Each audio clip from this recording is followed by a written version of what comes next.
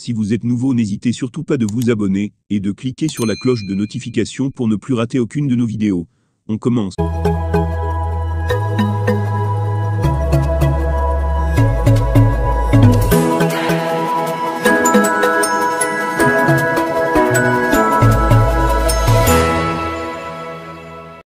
Sale temps, le milliardaire Amadou Dampulo au bord de la faillite avec des révélations choc.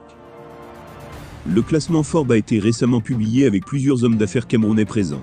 Il se retrouve dans le top 30 des plus grandes fortunes de plusieurs millions de dollars en Afrique francophone. Et Baba Amadou Dampulo trône, avec 940 millions de dollars. La fortune du grand milliardaire est évaluée à 561 milliards de francs CFA.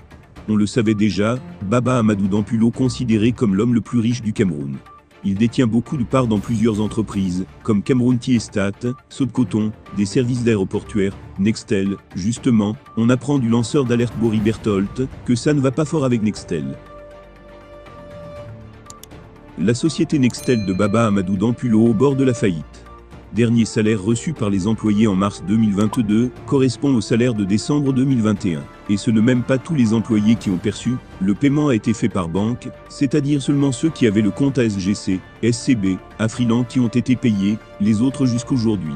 Donc ils n'ont pas reçu le salaire de toute l'année 2022, plus janvier, février 2023. Au niveau de la CNPS, l'employeur a déclaré le paiement de salaire de tous les mois, sans reverser à la CNPS.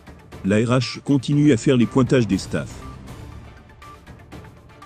Les bureaux ne sont plus accessibles dans certaines régions, car pas d'eau, ni électricité, ni ménage.